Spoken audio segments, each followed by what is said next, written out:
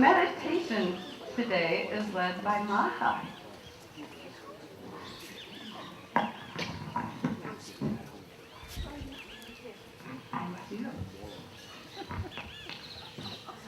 Good morning again.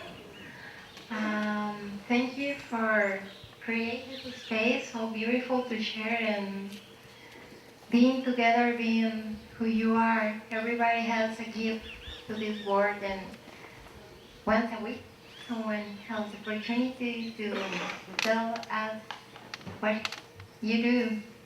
And it's wonderful. So I invite you to close your eyes.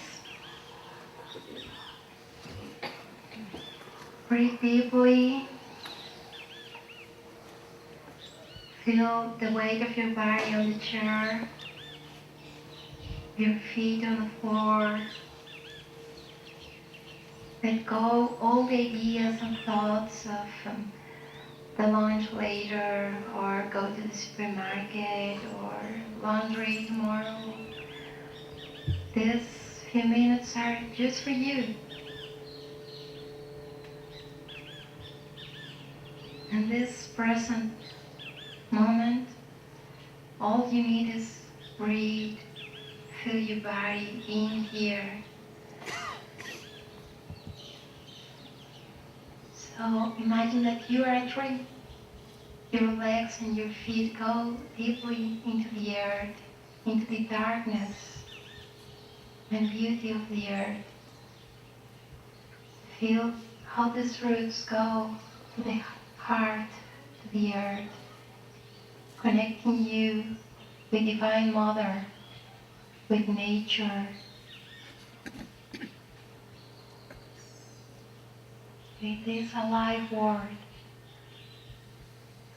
Feel relaxed, feel support with this love, feel nourished for all this gift this planet gives us every second, every day. The air we breathe, the food we eat, the rhythm we'll have day and night, summer and winter. From these roots, rise, rise, rise, going to the sky. Open your heart, open your arms to receive the light of the sun. Feeling the air.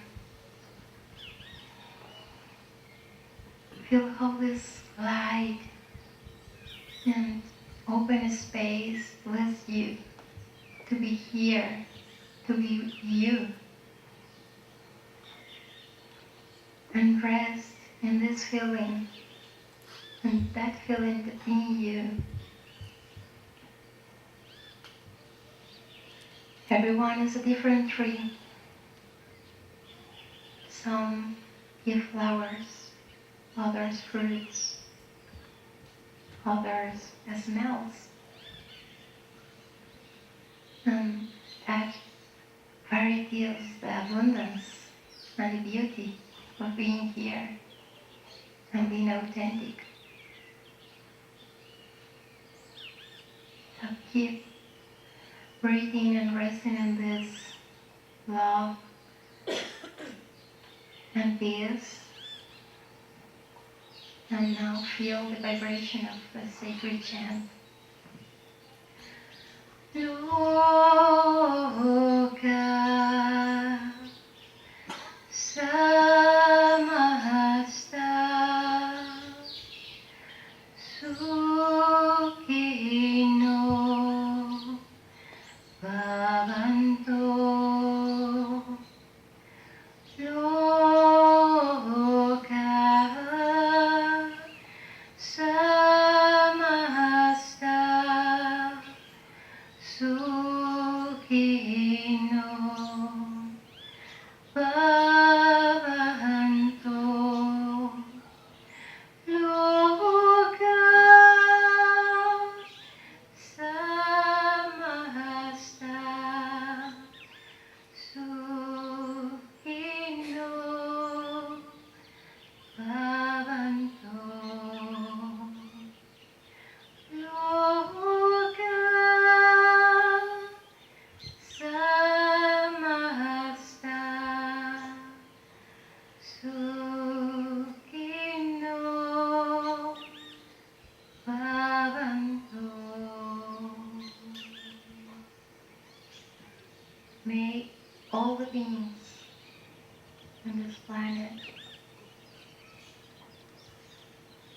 live in peace.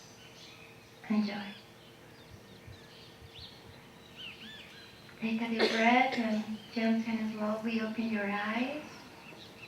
And remember that this peacefulness is just being with you everywhere you go, everywhere you are. Thank you. Thank you. That was special.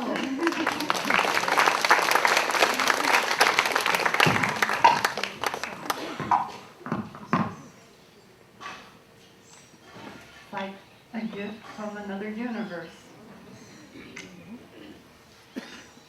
Today we're so privileged to have for our presenter, Agustin Vacquez. He was born in San Juan, Cosala, where his family has resided for generations. He's a model of the huge impact for change that a leader with a vision can achieve. Of course, with the support of many Mexicans and gringos on his side.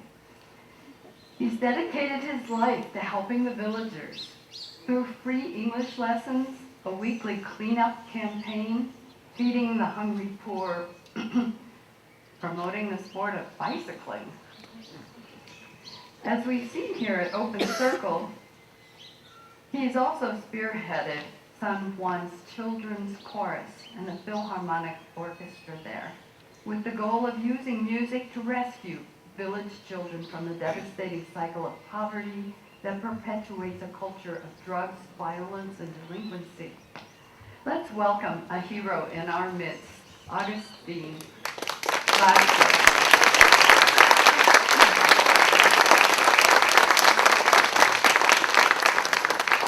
Hello, yeah. Good morning, everybody. Buenos días a todos. Thank you for inviting me to be part of this big group, and thank you very much, because when just before to come, I was like this, To be just in front of you and say, what I'm going to do now? I told some of my friends I was a little bit nervous. Anyway, well, I think she said already, in resume what I am. For me, it's a little bit hard to speak about myself, but I think in this case I have no choice. Okay. Anyway, I born in 1966, November 28, and then I was the number 4 in a big family, like all the Mexican families in that time. We were 10, five boys, 5 girls. And the influence I had for about the English was from my father, because my father was in the States. I was the first child, and then he was so proud of us to have the first kid, because before me there were 3 girls. Anyway, he was always trying to push me and teach me, to speak a different language. But the problem, it was only a month, because that was the only time when I was seeing my father, because the rest of the year he was in the States. Tried to make enough money to feed his own family and also his father's family, which means I think it's part of our culture.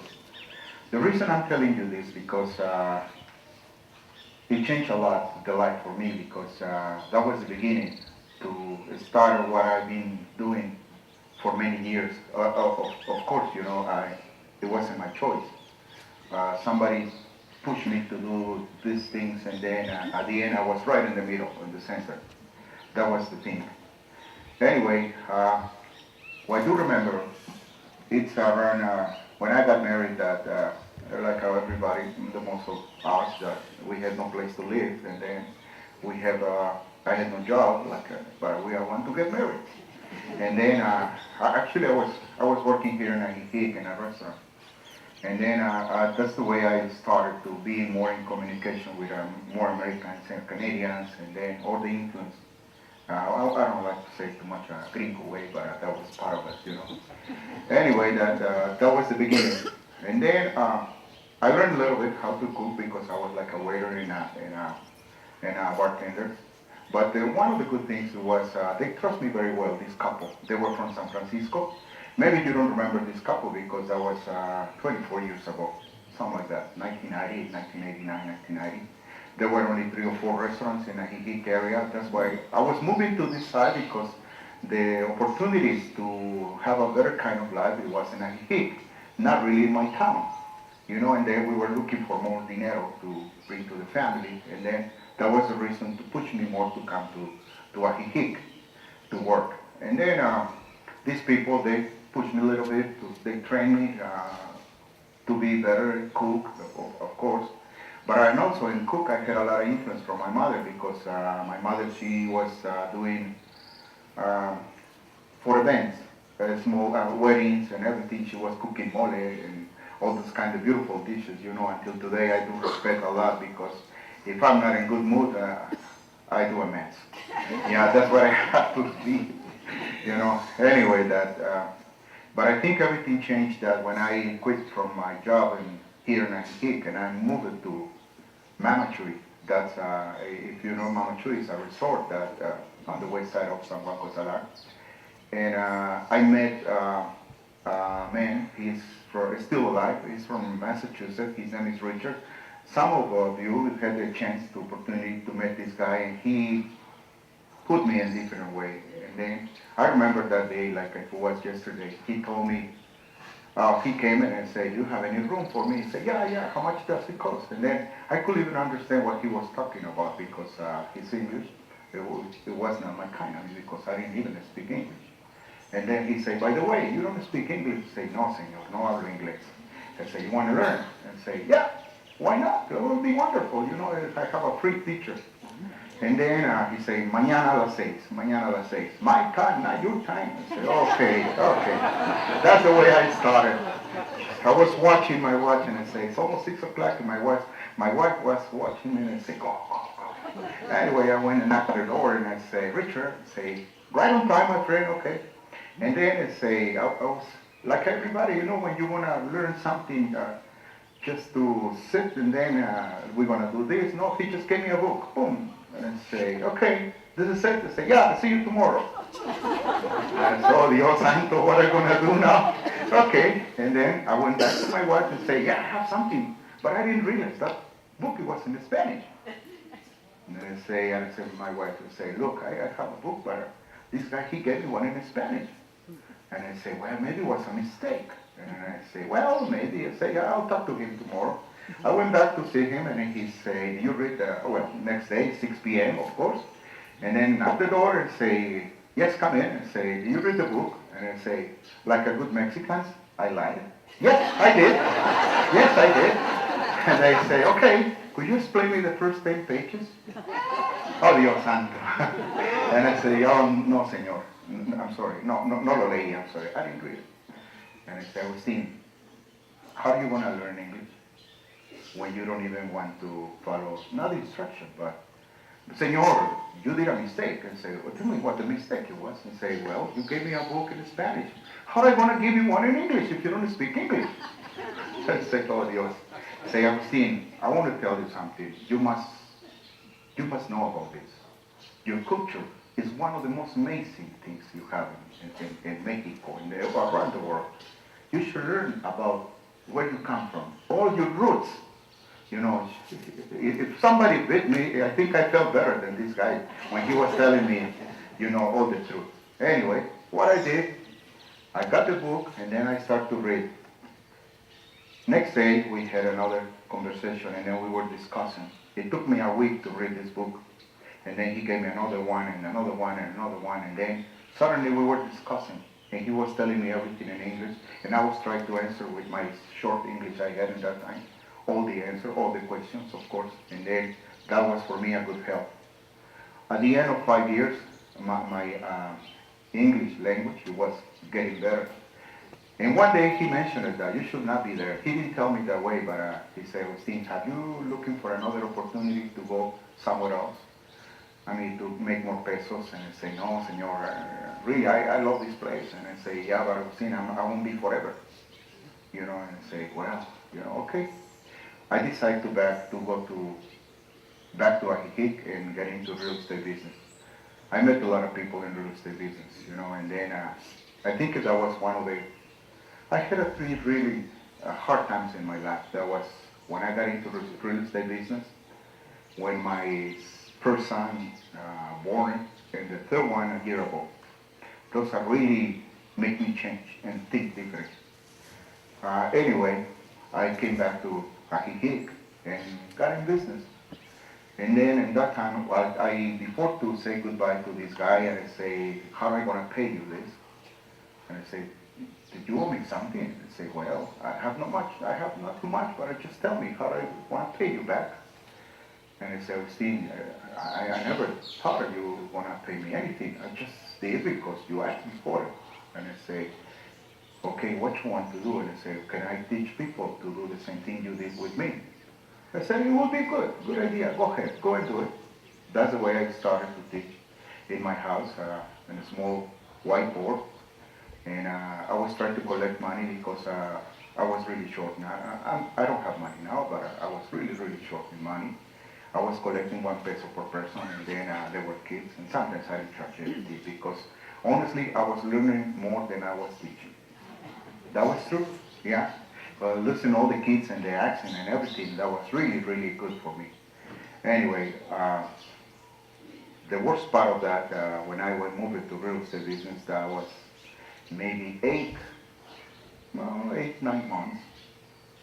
It was really hard. Why it was hard? Because I had no money. I was coming with 5 pesos only to Ajijic to work. And then I was waking, in the morning, I had to wait, all the people was coming from Jocotepec to Ajijic for a ride to save 3 pesos, 1 peso and 50 cents, one way, and another 1 peso 50 cents, and back home. For that money, I can save the 1 to 3 diapers. I had 3 sons at that time.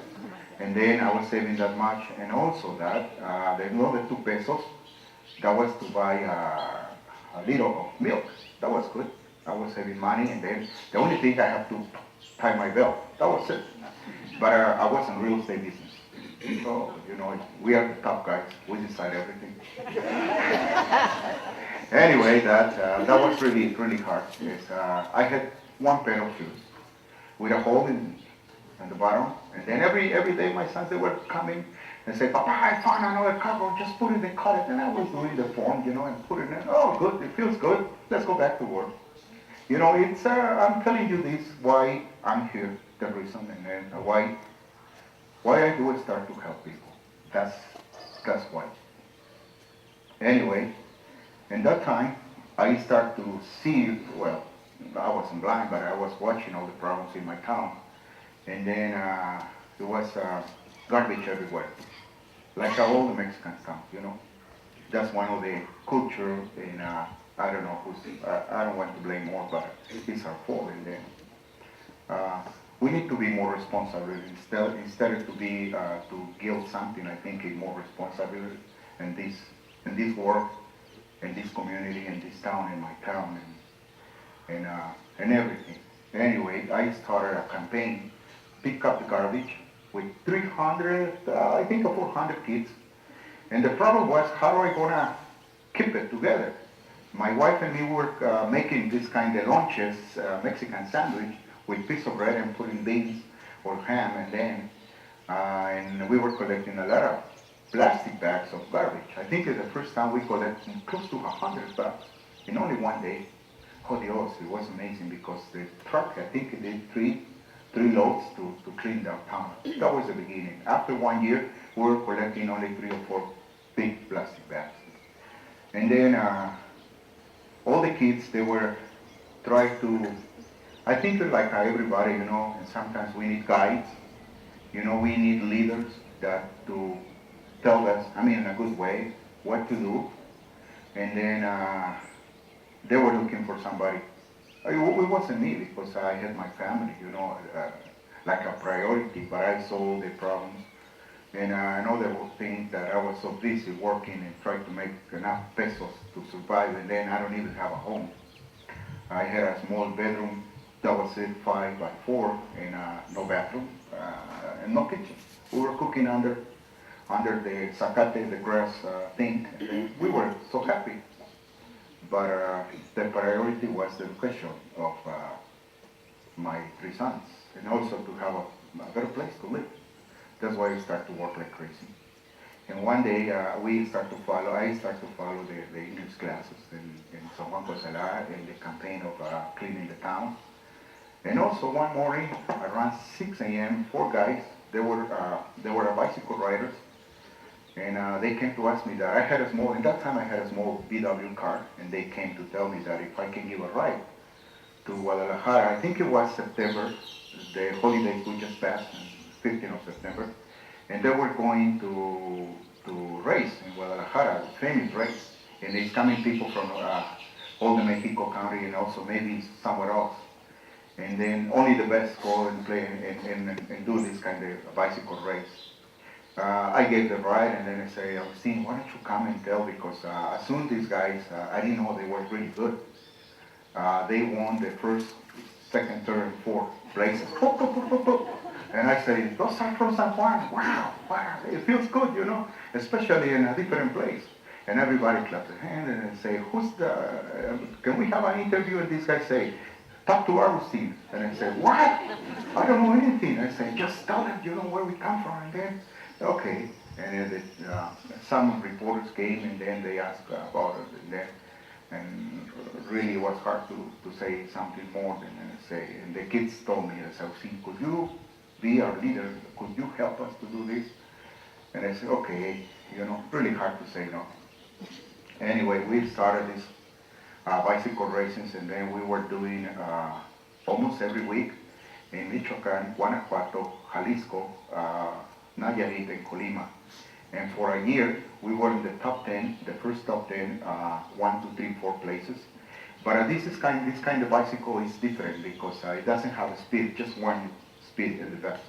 It's really hard, especially in the hills, but that's the way they started. And their bicycles, they are so heavy, and then the little kids, they were like this and skinny, it's like noodles, and it was really amazing to see these kids, riding this kind of bicycle. And I say, oh Dios, when I was riding my car and watching them, I say, oh Dios, it was really hard to see these kids, but they were like a bullet, boom, so fast. Anyway, I had one wonderful year, celebrating with them these kind of the triumphs, winning all the time.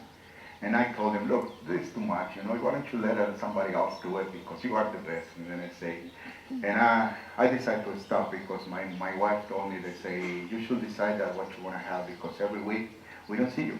It's already a year, and then you didn't show up. Oh, Dios, I was in trouble, and then I told the guys, I'm sorry that I think this is it, and then I have to stop. Okay, I see. We won a lot of trophies and certificated money and whatever, it was really good.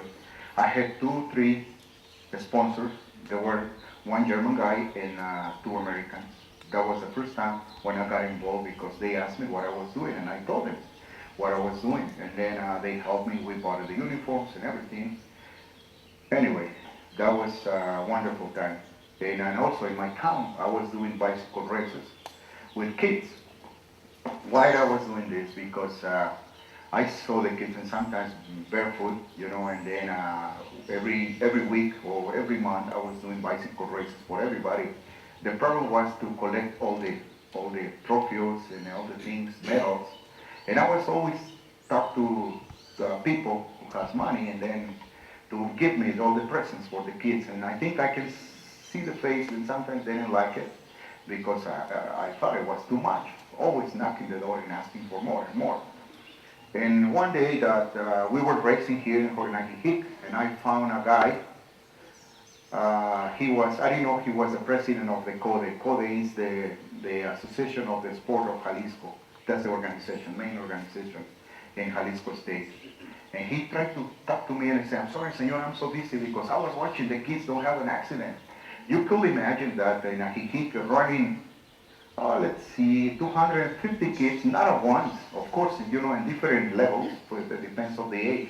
But they were always we had the same bicycle, because we had no more than 20. And then, but the kids, they were loaning to somebody else just to run and have fun. And this guy asked me, and I said, how you are doing to control these kids? I said, well, they want to do it. And I say, well, and I said, how do you pay for all the presents? And I said, well, I think I have all the people who's been helping tired. And I say, I want to give you my card, and then why don't you come on Wednesday?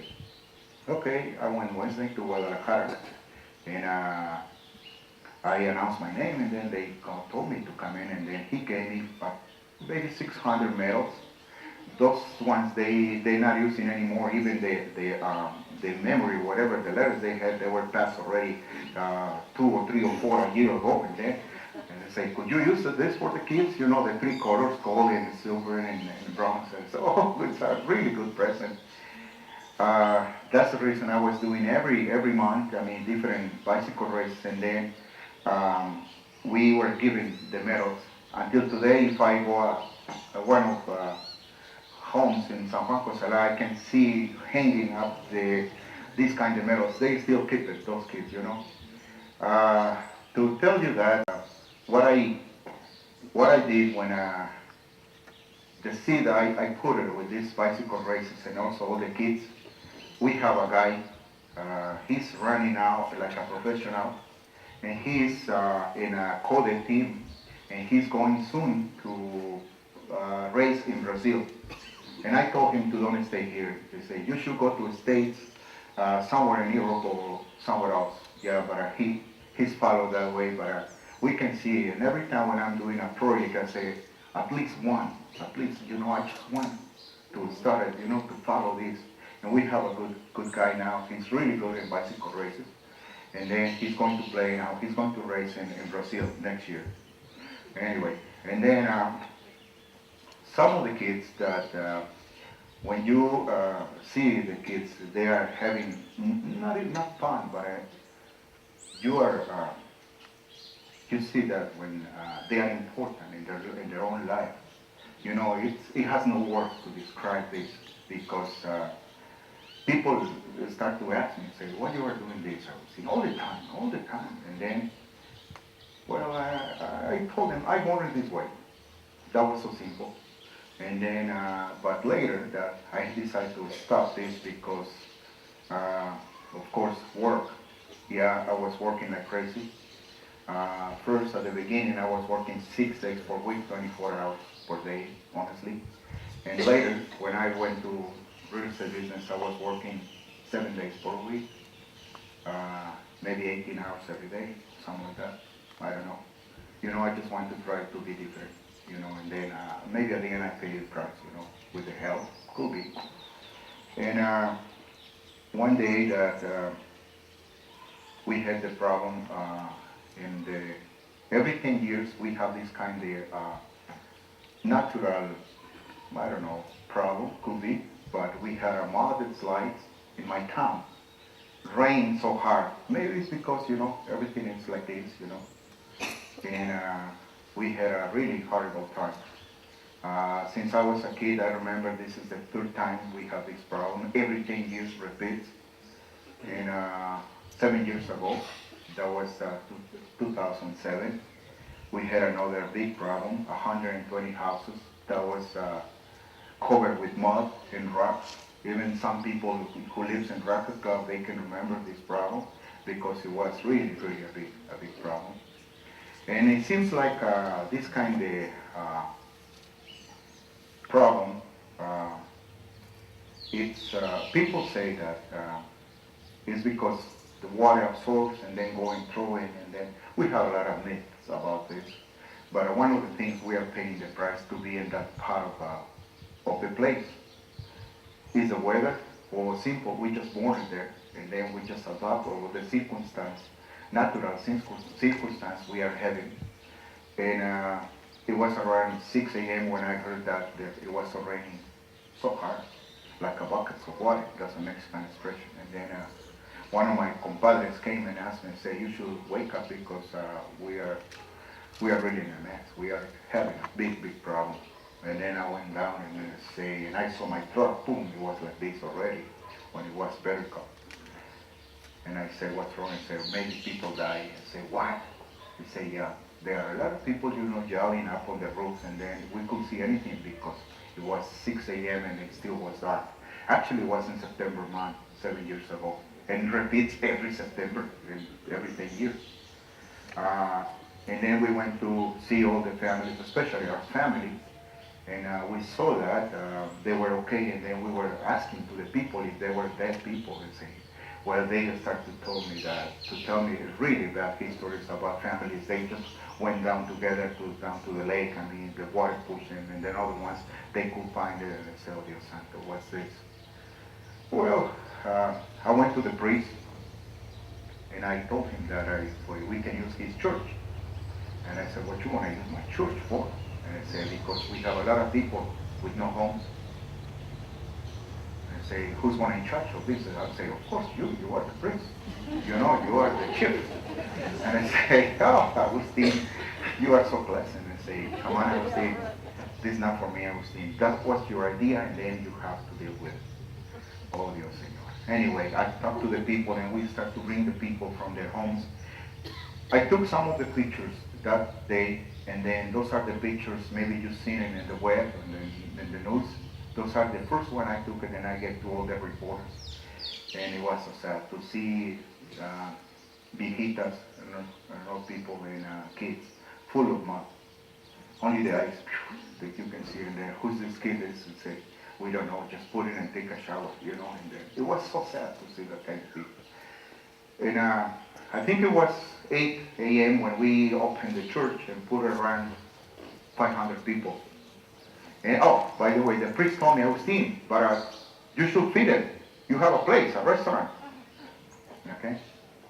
And then they say, okay, amigo, I went to cook, and then an hour later, I was feeding 1,000 people because I had to ask for a place in a school with the delegado, the mayor, and then we had 500 people and 500 people.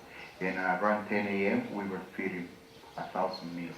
Many of the people is here, they helped me to cook beans, noodles, eggs, I don't know what else, but it was a challenge, cooking so fast, and deliver. Okay, we have 10 minutes. Oh, I have 10 minutes more. Okay, good. Thank you. I thought it was 100 minutes. I'm sorry. Anyway, we opened the restaurant that way, feeding people for 10 long days. Americans, Canadians, and Mexicans, we had around 100 people help me to cook. We had no idea how we managed this. Honestly, if somebody asked me, how did you do that? I'd say, come on, I don't know. I just made it. And then I remember Jerry was yelling, and Judy was telling me, and then people was telling another thing, and then, okay. At the end, I had to close the restaurant because I ran out of things. Pots, silverware, all kinds of things. I don't know where did they go. We just feeding the people, and then we closed the place. But 2 months later, or a month later, some of you, because somebody told to somebody else, I like your way, because you are very communicative, And they call me and they say, Agustin, and I say, yes, it's Agustin, and say, can we have a talk to you? I say, yeah, okay. I think it was Judy Dexter Brown, or somebody who lives here in Ajijic too, and they brought me a present. And I say, what's this present is for? I say, this is for... It was, It was a box with money. And then I didn't want to accept it. I said, the problem it wasn't you, it was me. No, you don't I have think it. it's it's electricity. No, electricity is gone. Can you hear me? Yes. No? Okay, anyway, these people, and then there were Americans and Canadians, and they brought me a big present to start my business again, And it's really hard for me to accept this way because it was my problem, and then it wasn't the problem, and they say, you should accept it, and then we want to come to eat even tacos. And I say, I'm sorry, I'm not a taquero. I start the business back with all the help you gave me that time, that fast. It cost me a fortune to feed 1,000 families every day, 10 days, plus all the people was coming to eat at the restaurant. But I think it was my heart, or it was maybe the way I born it. But a month or 2 months later, somebody shows up, trying to speak with me again. That was Arnie from Operation Feed program, because in my town, until today. 24 years ago, a couple Americans, they started one of the most wonderful programs I've seen in my short life. They started Operación Alimento in Espanol, or Operation Feed program. You know, and sometimes I have no words to say thanks to these people, all the things they had done until today. And then we just part of this program. They came to ask me about if I can be part of this program, and I said, why not? But I didn't cap that totally, maybe only 50% of that, and then next day they were having all the paperwork, and I said, oh Dios Santo, what am I gonna do? A lot of work. I had to change the days when we were delivering at that time, and then we changed. We were doing Tuesday, and we changed to Thursdays when it was my day off, and we start to feed 28 families around 5 or 6 years ago. 28 plus another two from Ajijic or Chapala. They were around 30. We started the program. We're starting over with, because this couple, they passed away, these two men. Yeah, one of the last words of the guy who started, he was asking all the time to his wife, is the program okay? Is still feeding families? His wife always was telling him, the program is okay. Go in peace. You know, and then you see that if there is a reason to say why I'm here, is because all of you, you know. And then suddenly that we have more people who start to help us to feed families. And then that's the way we did, you know, because nobody knew how to manage this. And then one of my friends bought a house, and then we are using his house. And now we have a wonderful program. And now we have a president, we have a treasurer, we have a good board now that pull on the strings, and then good for us now. Because it's not only responsibility of one, it's responsibility of a big group. Yes. Then this group create the Moringa's Mother. Wonderful, wonderful. They are giving another opportunity to the ladies of my town to think different. That's what I feel about it. Not only to keep them busy, no, to think different. Think different in like a team. Because sometimes Mexico, we are not really good in teams. We are very individual persons. And then they are given the opportunity to work in teams like everybody. We had small details and we try to adjust, but I still a wonderful program. I'm not remember how many moringas plants we have, moringas trees, and they are harvest now. They are doing these, the bags, and then I think they are making some business now. Yeah. In talking about the Operation Feed program, we were given rice, pasta, beans, soy, oat meat, and then oil, I say, and milk, and plus sausage, vegetables, eggs. At the end, I think it's a price for every despensa, for each despensa, 100 pesos it costs. But we give every week. It's amazing that, you know. And then